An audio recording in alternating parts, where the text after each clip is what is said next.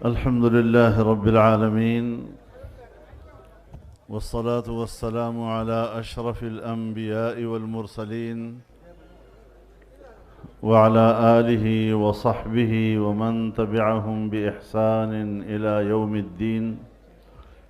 أما بعد،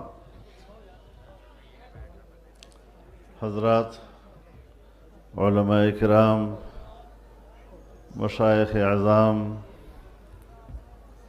انتہائی قابل قدر فضلاء کرام، بزرگان دین، میرے دوستوں اور بھائیوں، جامعہ قاسم العلوم ملتان کا یہ اجتماع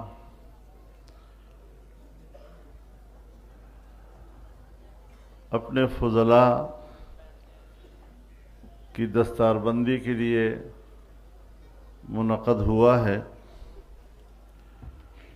ظاہر ہے جس نے دین کا علم حاصل کیا وہ خود بھی اور ان کے والدین بھی، اس کا خاندان بھی زندگی کے کسی خوشی کو اس خوشی کے برابر نہیں سمجھتے۔ میں ذاتی طور پر آپ کے ساتھ اس خوشی میں اس طرح شریک ہوں کہ میرا بھتیجا بھی قاسم العلوم سے اس سال فارغ ہو رہا ہے۔ اللہ تعالیٰ ان کے اور آپ سب کے علم و عمل میں برکت نصیب فرمائے۔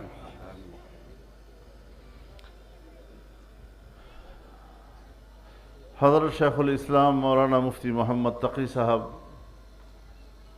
دامت برکاتہم العالیہ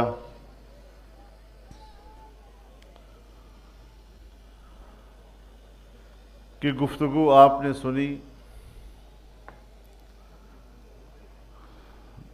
ان کی باتیں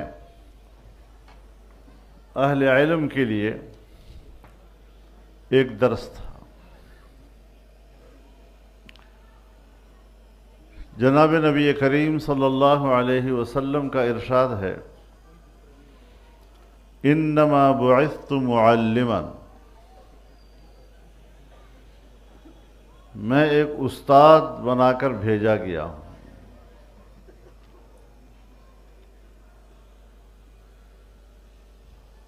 اور پھر آپ ہی نے فرمایا صلی اللہ علیہ وسلم، بعثت لأتمم مکارم الاخلاق،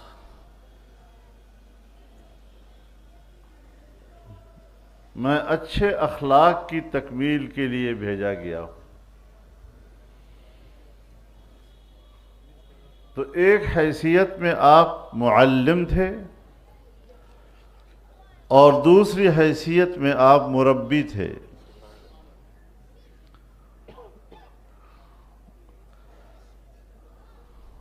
اور دین اسلام علم و عمل کا نام ہے۔ علم ہو اور عمل نہ ہو تو اس علم کی مثال ایک کھوٹے سکے کی ہے۔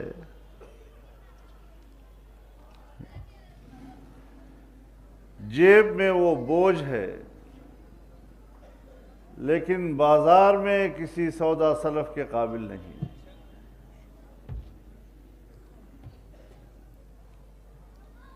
کوئی قیمت اس کی مارکیٹ میں نہیں ہوتی۔ تو ہمارے حضرات نے اور ہمارے اکابر نے جو مدارس قائم کیے اس میں علم دین کا انتظام بھی تھا اور وہ اس علم کے عملی نمونہ بھی تھے۔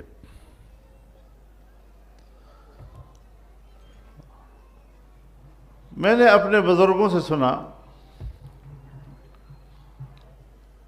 جس خانقاہ سے ہمارا تعلق ہے،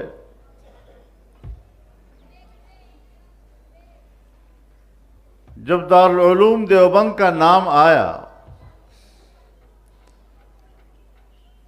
تو ہماری خانقاہ اس سے ناواقف تھی۔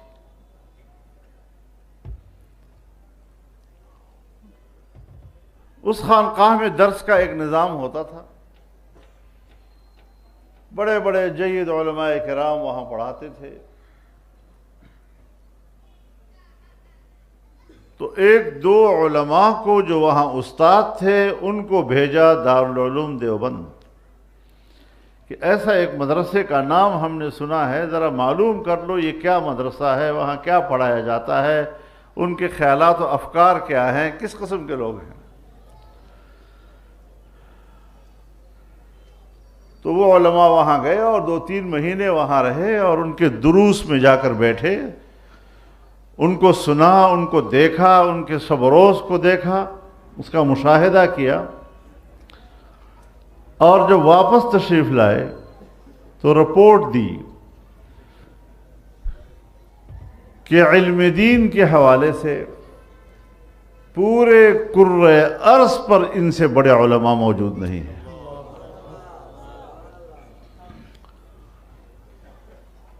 یہ ایک بات کی، اور دوسری بات یہ کی کہ پورے کرۂ ارض پر ان سے زیادہ متبع سنت کسی کو نہیں دیکھا۔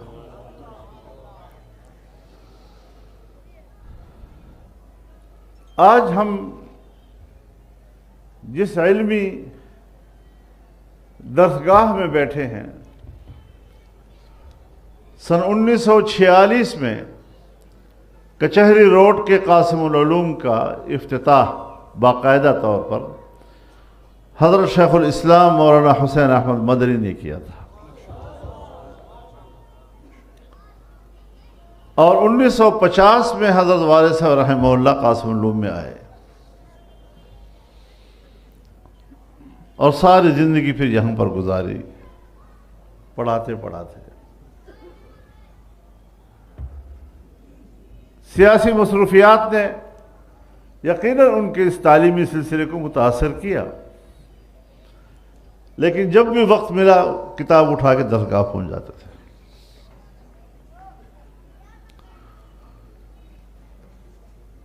تو بنیادی چیز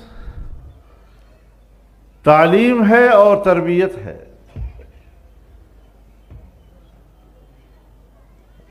ہمارے مدارس نے جس طرح کی تعلیم دی اس طرح کا لباس بھی دیا، سنت کے مطابق لباس، سنت کے مطابق زندگی،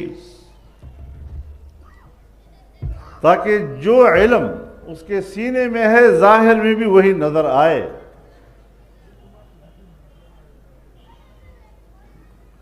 اب لوگوں نے پتہ نہیں کیا کیا نام دے دیے اس مولوی صاحب کی قسمت میں، بس ہر طرف سے آوازیں ہیں، ان پر کسے جا رہے ہیں، لیکن دنیا بھی یہ جان گئی ہے کہ ہم بھی بڑے ڈھیٹ ہیں۔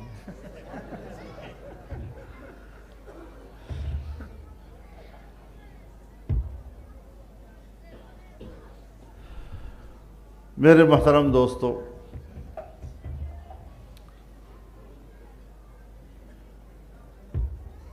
ان مدرسوں میں جو تعلیم دی جاتی ہے، یہ تعلیم انسان کی زندگی پہ اثر انداز ہوتی ہے۔ انسان اپنی ذات میں تو بہیمہ ہے، ایک حیوان ہے، لیکن اگر اسے انسانیت کا شرف عطا کرتا ہے اور انسانیت کے عظیم مقام پر اس کو فائز کرتا ہے تو یہ علوم ہے جو یہاں پڑھائے جاتے ہیں۔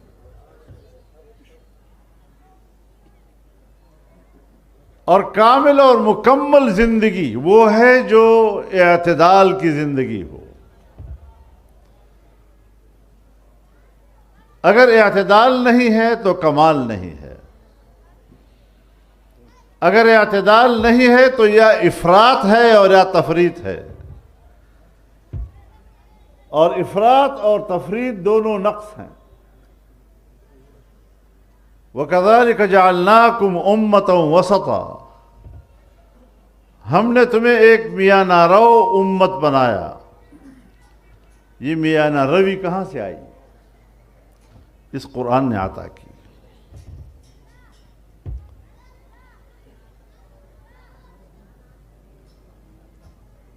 اب ہمیں کہا جاتا ہے کہ تم انتہا پسند ہو، تمہارے اندر شدت ہے، تم معاشرے سے کٹے ہوئے لوگ ہو، مدرسوں سے شدت پسندی اٹھتی ہے. میرے محترم دوستو، ہمارے نزدیک اس اعتدال پسندی کا ایک معیار ہے، ایک کسوٹی ہے کہ جس پہ ہم اپنے طرز زندگی کو پرکھتے ہیں، اور وہ ہے صحابہ کرام رضوان اللہ تعالی علیہم اجمعین کی زندگی. اب جو انسان جتنا صحابہ کرام کی زندگی کے قریب ہوگا، اتنا وہ وَكَذَلِكَ جَعَلْنَاكُمْ أُمَّةً وَسَطًا کی تعبیر بنے گا.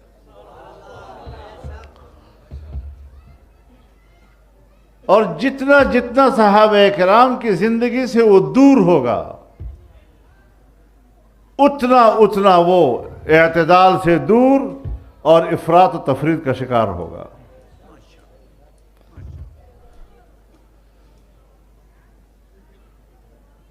یہ علم جب نہ تھا، جناب رسول اللہ صلی اللہ علیہ وسلم مبعوث نہیں ہوئے تھے، اس شریعت کی رہنمائی حاصل نہ تھی، تو اس زمانے کو ہم زمانہ جاہلیت سے تعبیر کرتے ہیں. حالانکہ دنیوی فنون تو اس وقت بھی تھے، دنیا کمانے کے طریقے تو ان لوگوں کو بھی آتے تھے، لیکن اس کے باوجود ہم اس سے پہلے کے دور کو دور جاہلیت کہتے ہیں. سو پھر آج بھی جن لوگوں نے قرآن و حدیث پڑھا، فقہ کے علوم حاصل کیے، اس کے مطابق اپنی زندگی بنائی، تو آج بھی اگر معاشرے کا معتدل طبقہ ہے تو انہی کو کہا جائے گا. لیکن یہ ضروری ہے کہ تربیت ہونی چاہیے. علم تو حاصل ہو گیا لیکن تربیت نہیں ہے. اور پھر ہم نے اپنے اعمال کو بھی دیکھنا ہے. ہمارا عمل اس علم کے مطابق ہے یا نہیں.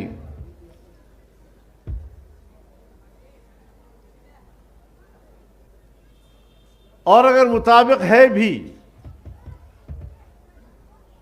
تو اس میں اخلاص کتنا ہے، ہم اس میں کس قدر اللہ کی طرف متوجہ ہیں.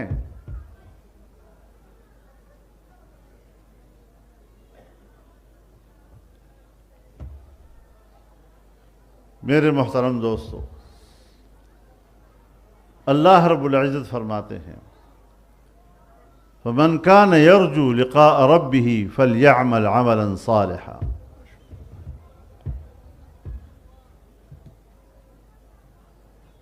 جو اللہ سے ملاقات اور اس کا سامنا کرنے کی خواہش رکھتا ہے، اس سے محبت کی خواہش رکھتا ہے، فَلْيَعْمَلْ عَمَلًا صَالِحًا۔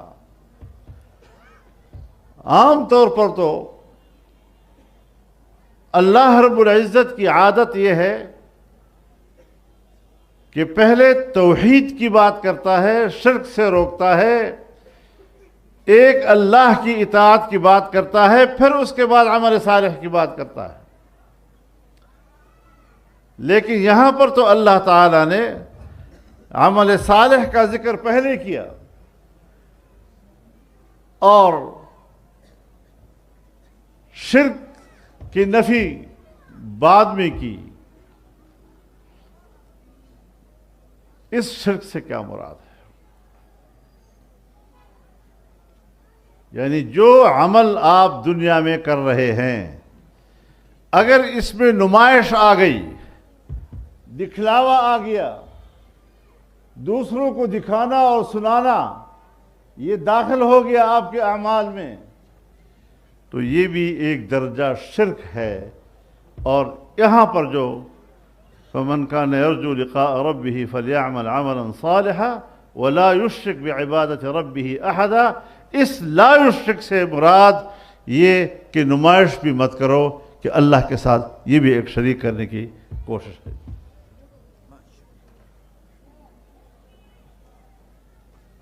تو میرے محترم دوستو، آج ایک بار پھر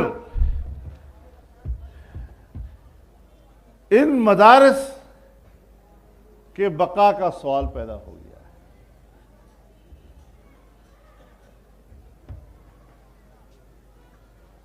عالمی اسٹیبلشمنٹ ہو یا ہماری داخلی، مدرسے کے خلاف ان کی سوچ میں، ان کی پالیسیوں میں تسلسل ہے۔ حکمران گزرتے ہیں، ان کے درمیان اقتدار کی جنگ تو ہوتی ہے، لیکن پالیسیوں کا تسلسل اگر برقرار ہے تو ہمیں تمہارے اقتدار کی جنگ میں کیا دلچسپی ہے؟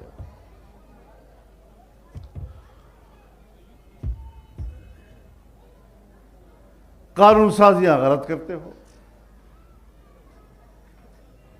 اب ایک قانون سازی پچھلے سال ہوئی تھی اکتوبر میں، ایک مہینہ، ایک ہفتہ مذاکرات رہے، اور ان مذاکرات میں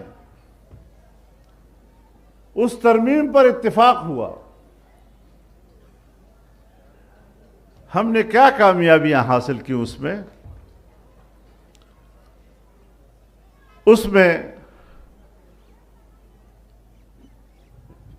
دسمبر 2027 تک، 31 دسمبر 2027 تک سودی نظام ختم کر دیا جائے گا۔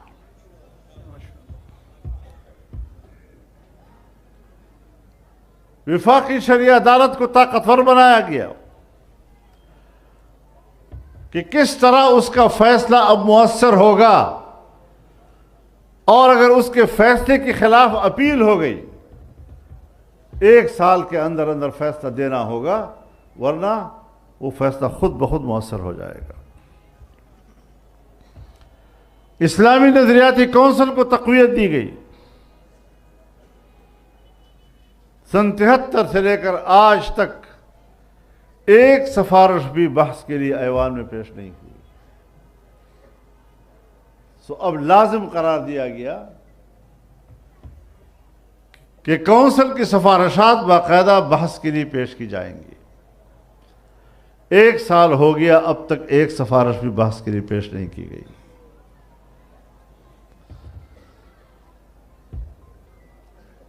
دینی مدارس کے رجسٹریشن کے لیے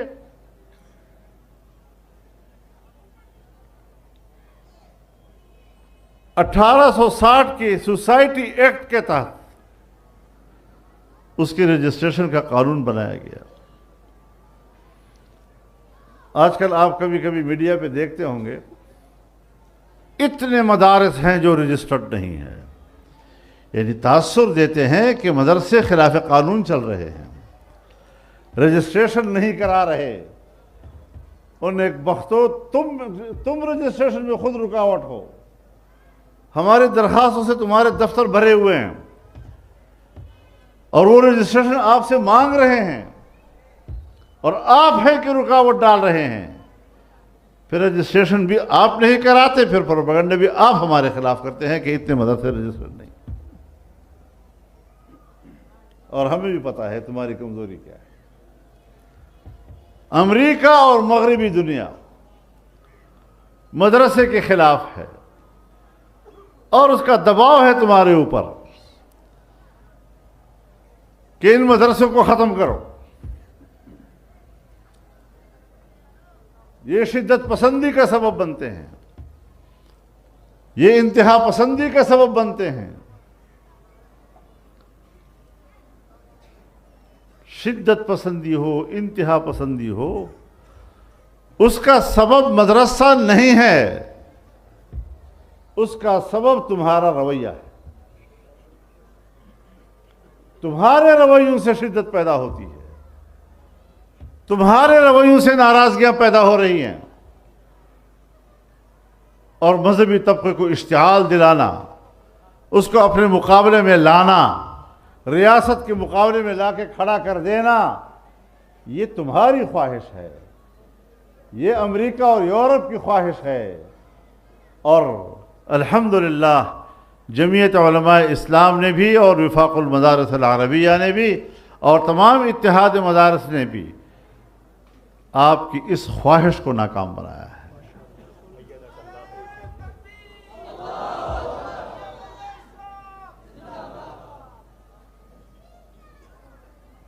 قرآن ہم پڑھاتے ہیں، ہمیں پتہ ہے کہ قرآن کا تقاضا کیا ہے، اس کا تقاضا اعتدال کی زندگی ہے،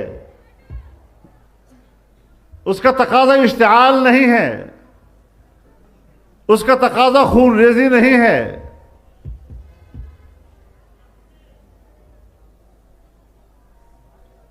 تو جیسے کہ مولانا تقی عثمانی صاحب نے فرمایا کہ اس عمل سے ہمیں نفرت ہے، اگر کوئی کرتا ہے مدارس اس کے ذمہ دار نہیں ہیں، علماء نہیں ہیں، ہم متفق ہیں اس بات پر کہ ریاست کے خلاف ہتھیار نہ اٹھایا جائے، لیکن ریاست بھی تو بندے دا پتر بنے نا۔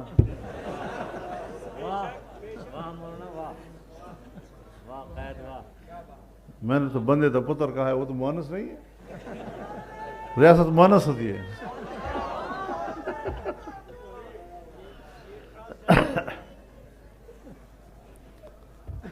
تم اپنے رویوں میں تبدیلی لاؤ، خیر خیریت ہے، کوئی مسئلہ نہیں۔ ہم نے ہر بات کے لیے مذاکرات کی بات کی ہے، آؤ بات کرتے ہیں، یا ہماری بات سمجھو، اگر دلیل قوی ہے مانو اس کو، یا پھر اپنی بات کہو ایسی کہ جو ماننے کے قابل ہو۔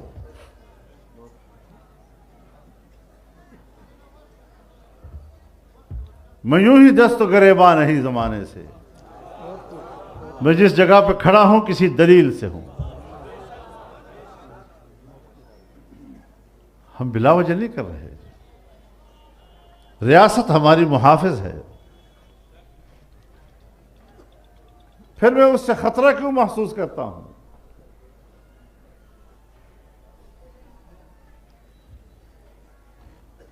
اس کا خنجر ہے میری گردن پر، جس محافظ نے میرے دشمن سے ڈھال بن کر مجھے بچانا تھا۔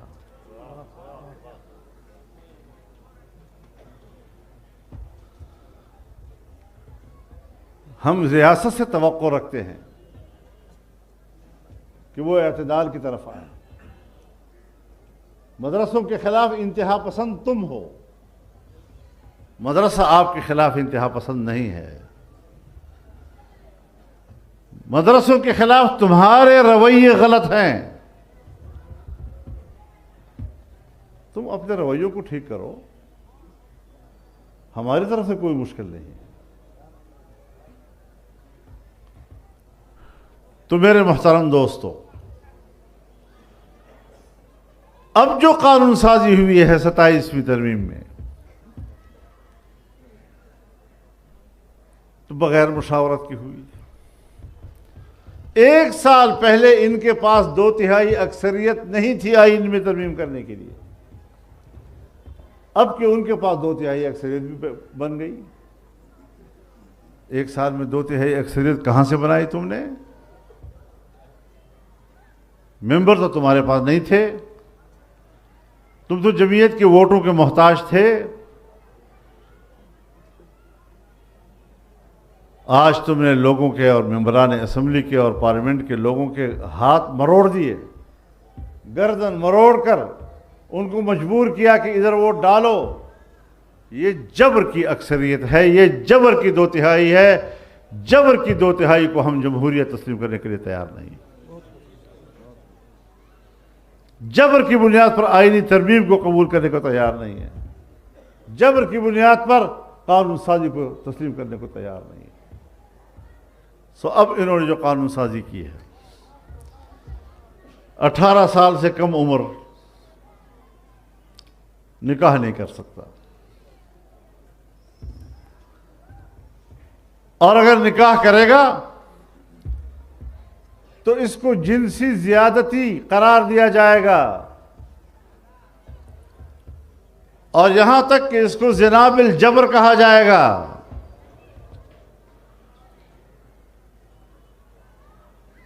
اور کسی زمانے میں انہوں نے قانون پاس کیا تھا آئین میں ترمیم کر کے حقوق نسواں کے نام سے، جس میں انہوں نے زنا کے لیے راستے کھولے تھے۔ اب اس اسلامی جمہوریہ اور اس حکمرانوں پر ہم کیا کہیں؟ افسوس ہوتا ہے کہ اسلامی جمہوریہ کا حکمران وہ زنا کے لیے تو آسانیاں پیدا کرتا ہے، لیکن حق حلال نکاح کے لیے مشکلات پیدا کرتا ہے، اور پھر کہتا ہے اگر یہ جرم کر بھی لیا، 18 سال سے پہلے نکاح ہو گیا، اب وہ نکاح جنسی زیادتی بھی کہلائے گی، زنا بالجبر کے بھی کہلائے گا، لیکن اگر اس سے اولاد ہو گئی تو اولاد جائز کہلائے گی۔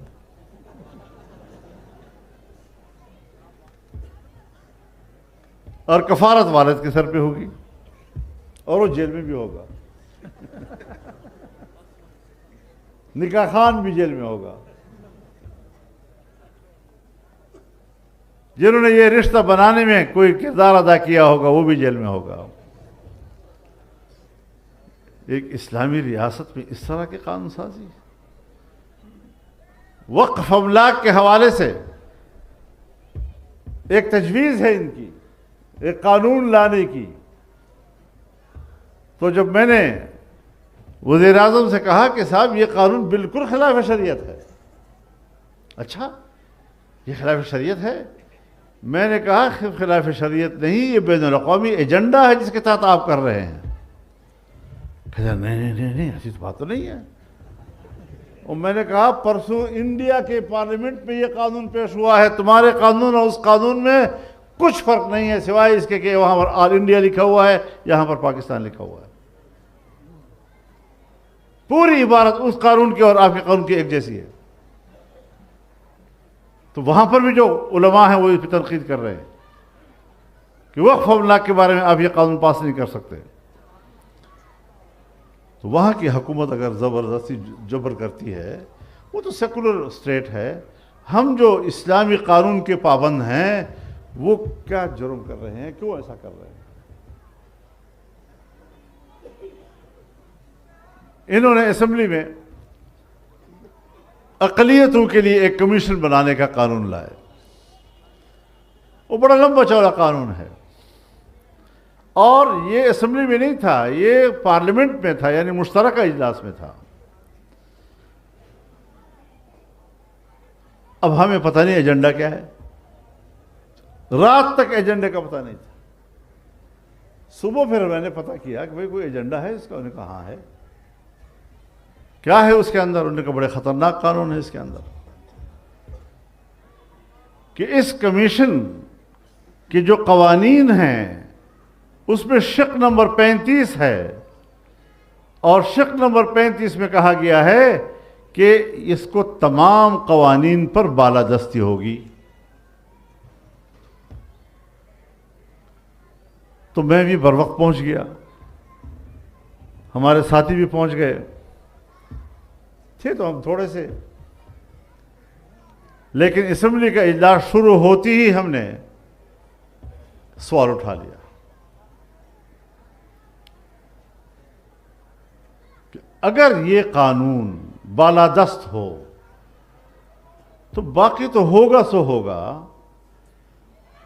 یہ جو قادیانیوں کے خلاف قانون سازی ہوئی ہے وہ تو اس کا فائدہ اٹھائیں گے اور کہیں گے کہ آپ کی اسٹیٹ ہمیں کافر کہتی ہے، اور کافروں کے لیے جو کمیشن بنایا گیا ہے اس کمیشن کے قوانین سب پر جو ہے بالادست ہیں، لہٰذا اس قوانین کو غیر مؤثر کر دیا جائے جو قادیانیوں کے خلاف بنے، اس کا فائدہ اٹھائیں گے۔ جب ہم نے یہ سوال اٹھا لیا اور وہ لاجواب تھے تو ہماری بڑی اپوزیشن تو پی ٹی آئی ہے، تو وہ سب کھڑے ہو گئے اور نعرے لگانے شروع کر دیے، حرمت رسول پر جان بھی قربان۔ میں نے کہا اب آئی اللہ کی مدد۔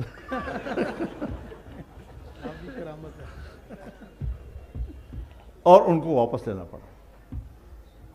حضرت یہاں تک اس کمیشن کو اختیار دیا گیا تھا کہ یہ کسی بھی مسئلے کا از خود نوٹس لے سکے گا، از خود نوٹس، سو موٹو کر سکے گا۔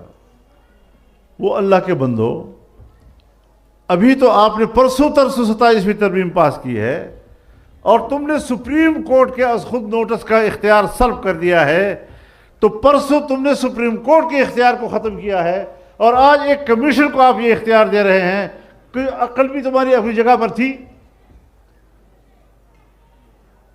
بس انہوں نے کہا جی ہم واپس کرتے ہیں، تو 35 ایکٹ بھی ختم ہو گیا اور یہ جو سو موٹو والا تھا یہ بھی ختم ہو گیا۔ تو یہ ساری صورتحال حضرت اس وقت جس محاذ پہ ہم لڑ رہے ہیں، تو بس آپ حضرات کے سامنے رکھتا ہوں یہ سارے صورتحال کہ اس وقت جمعیت علماء اسلام کی پشت کو مضبوط بنانے کا وقت ہے۔ سیاسی طور پر طاقتور بننا، یہ مدرسہ یہ شریعت بھی بتاتا ہے، یہ مدرسہ آپ کو طریقت بھی بتاتا ہے، اور یہ مدرسہ اس کا نصاب آپ کو سیاست بھی بتاتا ہے۔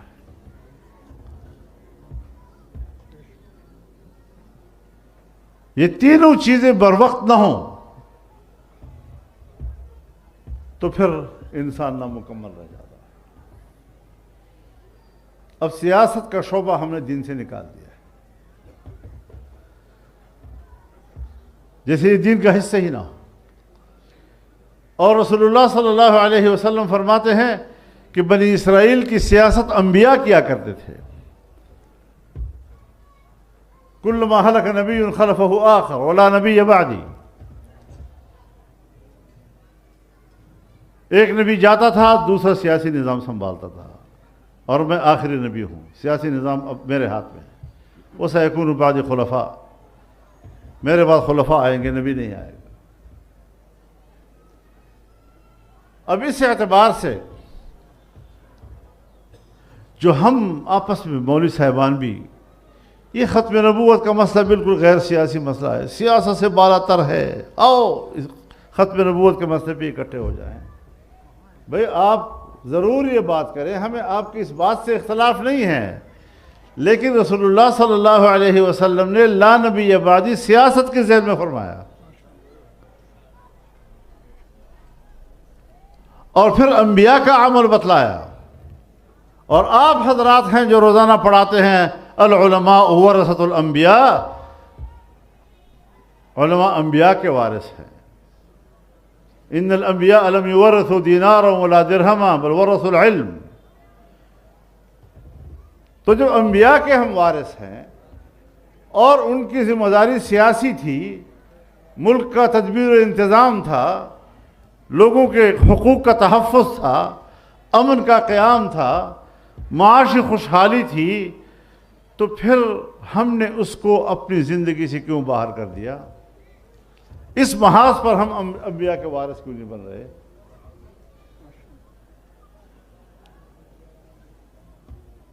پھر ہمارے ہی اکابر ہمیں پڑھاتے ہیں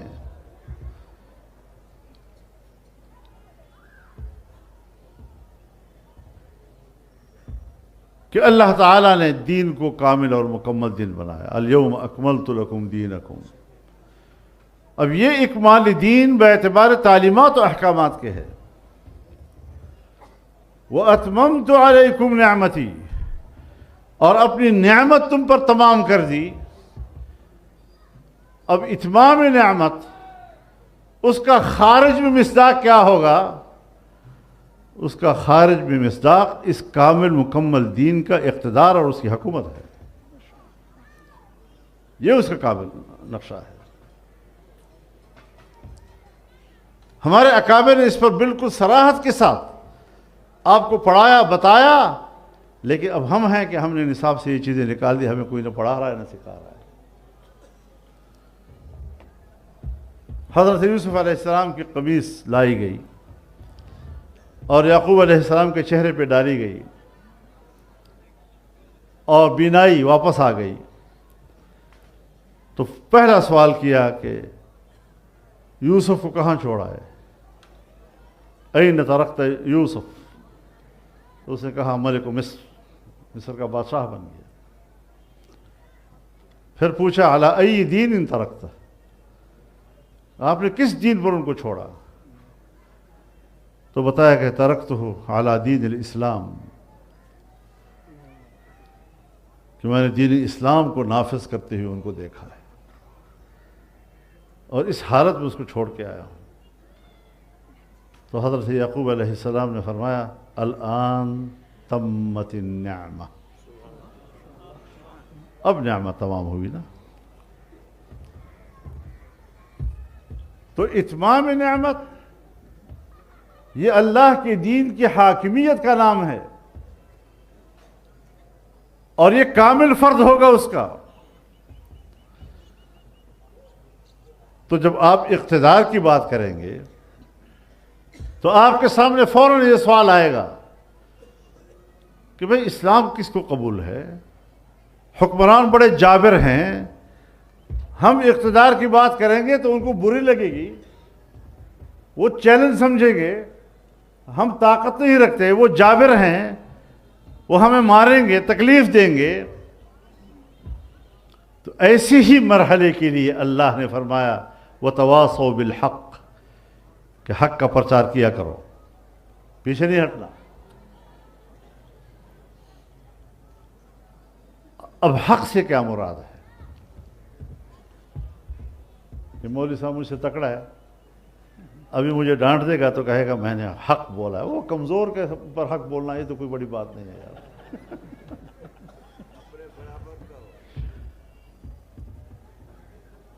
تو حق کو آپ پہچانے، تعرف الاشیاء باضدادها، اس کے ضد کو پہلے سمجھو۔ ضد ہے باطل۔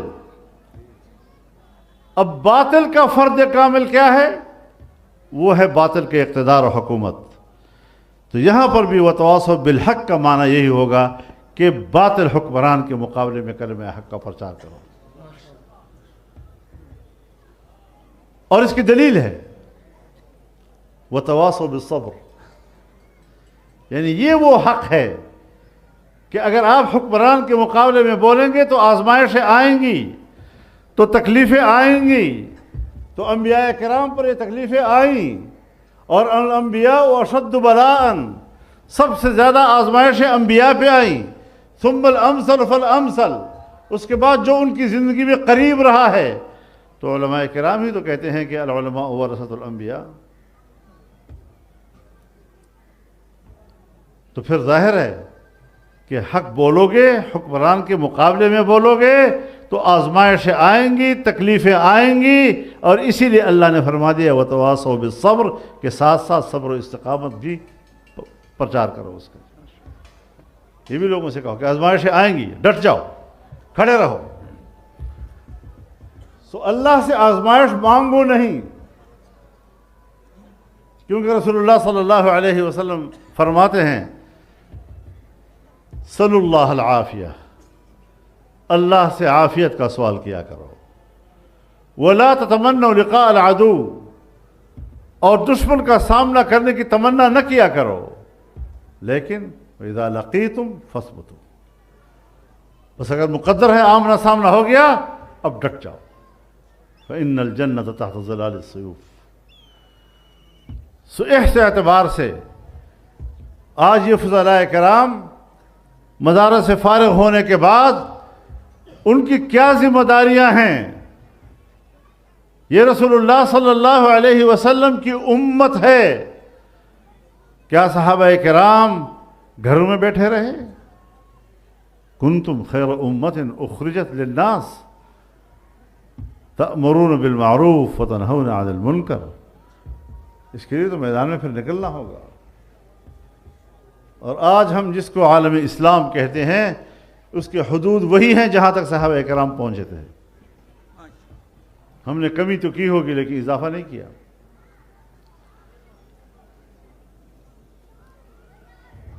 اس پہلو پہ غور کرنا ہے، تو اس کے لیے مدارس کی بھی ضرورت ہے، تعلیم اور تعلم کی بھی ضرورت ہے، تربیت کی بھی ضرورت ہے، اور اس دین کو پورے کامل اور مکمل طریقے سے سمجھنے کی بھی ضرورت ہے، تاکہ کوئی بھی پہلو ہو، چاہے شریعت کا پہلو ہو علوم کے اعتبار سے، چاہے طریقت کا پہلو ہو تربیت کے اعتبار سے، چاہے سیاست کا پہلو ہو دین اسلام کی اقتدار و حکومت کے اعتبار سے، ہر ایک کے لیے ہم نے ایک سیسہ پلائی ہوئی دیوار بن کر عملی میدان میں کام کرنا ہے۔ گھروں میں بیٹھے رہو گے تو کچھ بھی حاصل نہیں ہوگا۔ تو اللہ تعالیٰ ان تمام فضلاء کرام کو ان کے علوم میں اللہ برکت نصیب فرمائے۔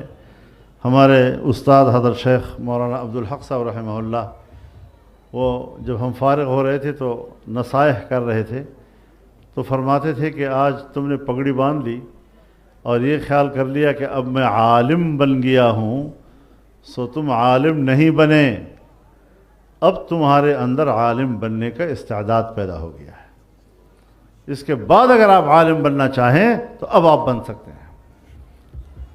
تو دین کو سمجھنا اور وحی کو سمجھنا اور پھر دوسرے کو سمجھانا اور اس طریقے سے اس کی حفاظت کرنا اور اس کو مقامی اقتدار تک پہنچانا، اس کے لیے جدوجہد کرنے کی ضرورت ہے۔ گھر بیٹھے بیٹھے یہ چیزیں حاصل نہیں ہوتی۔ ہمارے اکابر نے کہ ہڈیاں پگھل گئیں اس کام کو کرتے کرتے، تمام راحتیں انہوں نے چھوڑ دی اس کام کو کرتے کرتے، اور ہم راحتوں کے اندر بھی یہ کام نہیں کر سکتے، تو رسول اللہ صلی اللہ علیہ وسلم کو کیا جواب دو گے؟ اللہ کے بندوں حضرت شیخ الہند کو جواب نہیں دے سکو گے۔ تو اللہ تعالی ہم سب کی حفاظت فرمائے، جامعہ قاسم العلوم کی حفاظت فرمائے، اور اس کو علم و دانش کا گہوارہ بنائے۔ کل جامعہ خیر المدارس کا اجتماع ہوگا، وہاں پر بھی فضلاء سے بات چیت ہوگی۔ اللہ کرے کہ شاید کہ تیرے دل میں اتر جائے میری بات۔ وآخر دعوانا الحمدللہ رب العالمین۔ وہی حضرت مولانا تقی صاحب نے دے دی ہے، تو اس سے بڑھ کر سند اور کیا ہو سکتی ہے جی؟ میری بھی سند وہی ہے تقریباً جو ہمارے علماء کرام کی ہے مدرسوں میں، اور یہی سلسلہ جو حضرات دیوبند علماء دیوبند کا ہے، بس علماء دیوبند کی تشریحات کے مطابق پڑھاؤ تو اجازت ہے، ورنہ نہیں ہے۔